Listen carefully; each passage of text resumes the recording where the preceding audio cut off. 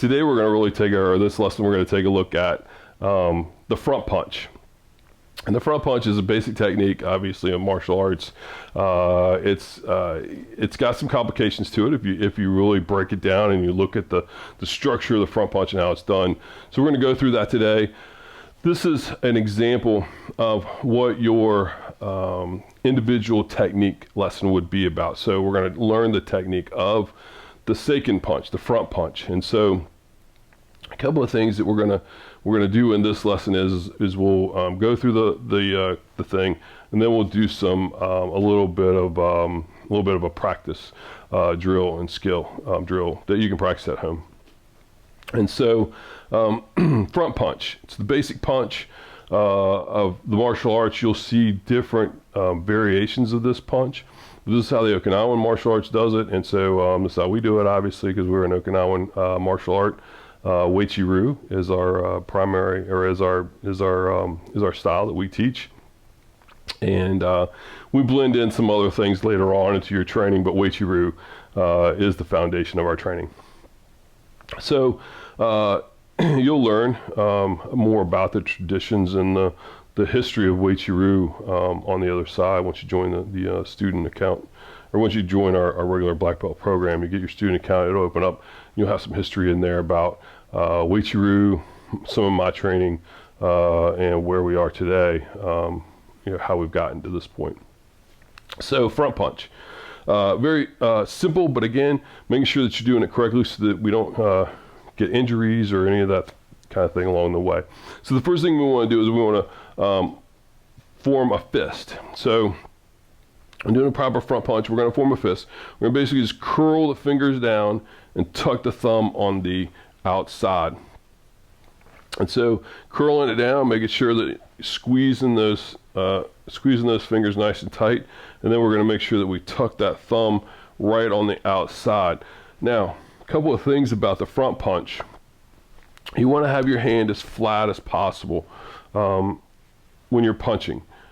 You're punching with the first two knuckles. The largest knuckles on your hand are going to be the two knuckles that you're punching with.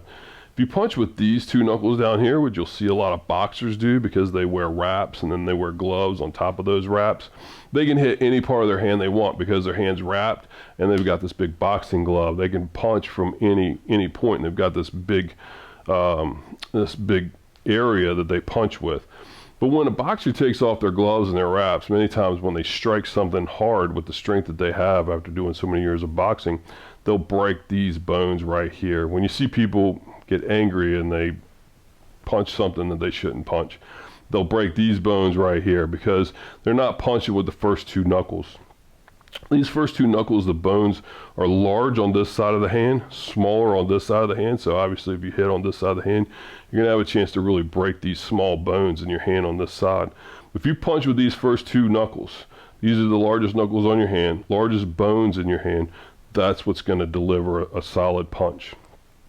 Tucking your thumb on the outside is going to make sure that when you punch, if some reason your thumb was out like this and there was space in between and I'm over exaggerating, but it can be a small space. It doesn't have to be big. But if you have a space between your thumb and your hand and you come into contact with something, again, you're going to have a risk of breaking your thumb here. So wrapping that thumb up under tight and making sure you're squeezing it into your fingers is going to protect your thumb, and it's going to also harden your hand. When you squeeze your hand now, it's going to be hard. If you leave the thumb open, it's going to soften this whole part of your hand and again cause a risk of injury. So wrapping the hand tight, tucking the thumb under, punching with these two knuckles. And we want to punch so that our wrists are straight. If my wrist is bent, again, when I come into contact with something, I have a risk of breaking my wrist, either this way, or if my hand is up a little bit, these are the knuckles that are going to hit, and it's going to twist and possibly break my hand this way. So I want to make sure that my hand is flat. My wrist is straight, my hand is flat and in line with my forearm, so that when I punch, I've got a nice solid punch. It's all the way through. Everything is supporting itself. The other thing we want to do is we want to make sure As we punch out, we punch with those two knuckles, the wrist is flat, thumb is tucked under, fingers are squeezed in tight. We want to make sure that as we punch out, we're going to punch, but then we're going to stop our punch a little bit before we get full extension in our elbow. So when I punch, there's a little bit of an extension. So I'm allowing just a little bit.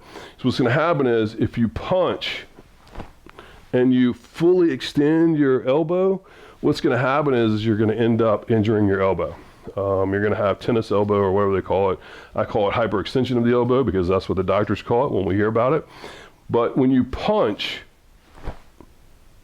it's just a little bit, just a slight bit of bend in your elbow, and that keeps you from injuring your elbow. As we work our way up the arm, the next thing we're going to think about is we don't want our shoulder up. We're not punching this way, all right? We want to pull our shoulder down. Our shoulder is pulled down. We do that by pulling down on the lats and punching out. The next thing we want to do is, as we pull the punch back, we're winding up. It's very similar to when you wind up a rubber band. When you stretch a rubber band and then you let it go, there's a lot of kinetic energy that's released, and that's how you get the power in your punch. So when you're punching, you want to make sure that you pull this back. It's not down here, it's not way up, but it's parallel to the floor. So when you pull back, you want this to be parallel to the floor. We're punching out. All right? Comes back, palm up. And then as we punch out, the elbow stays alongside of the body. Nothing like this. Nothing with the elbow riding out. Elbow stays alongside of the body and turns over at the last second. Punch out and over. The target area in which you're punching. When you're doing front punches, we're punching the solar plexus, which is right here. It's 2 inches below the sternum, so it's right here. It's where, when you get hit there, it knocks the wind out of you. So you're going to punch, aiming at that point as you punch out. Okay. That's the mechanics of the front punch. I'm going to go through those real quick one more time. Again, we're going to roll our fist tight, tuck our thumb under. We're going to make sure that we're punching with these two knuckles. We're going to make sure that our wrist is straight in line with our arm. When we punch out, we're going to make sure that we do not extend our elbow all the way out, but we stop it just slightly short so that we have a little bit of bend. Make sure that we're punching with the elbow down. When we pull our arm back, we're going to make sure that it's parallel to the floor, up tight, because that's going to tighten all these muscles, your shoulder muscles, your lat muscle and everything, and allow you to fire your punch out in a strength and powerful way. I should say in a strong and powerful way, not a strength. It'll build strength in your punch. So that's the punch.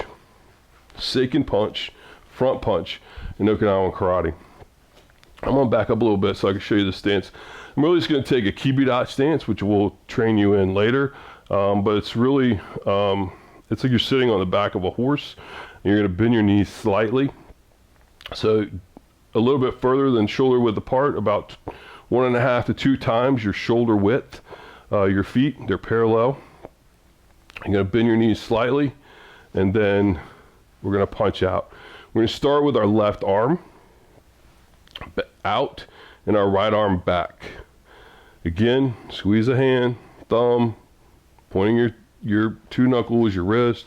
Think about all those things as you're punching out. We're just going to do 10 slow punches. Ready? Itch and knee.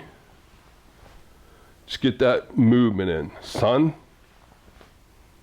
chi, go,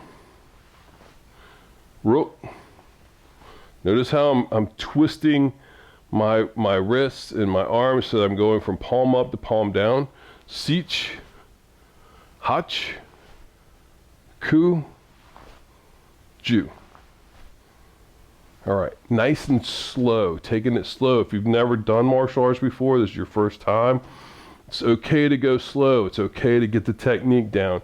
If you, we always say practice makes perfect, but really it's perfect practice makes perfect. And you don't want to learn something one way and practice it 1,000 times and then figure out, oh, I really should have been doing it this way.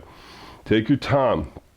Make sure that you're practicing the technique correctly and then moving on to the next thing. So again, front punch, very simple to do once you learn it.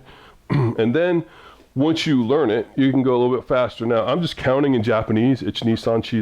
That's Japanese counting, so don't get too concerned about that. You'll learn that along the way if it's not something you've experienced before.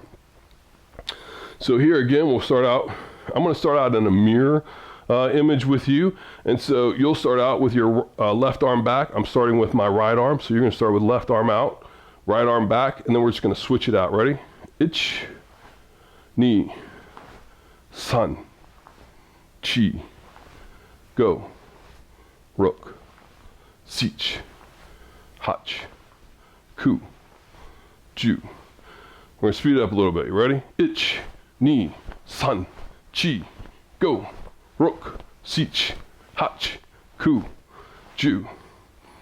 Now I'm only going about 50%, probably not even, probably like 30% power right now. Slow, easy, methodical, working my way up. So then, once I'm a little bit more comfortable, now we can go a little bit faster. Ready?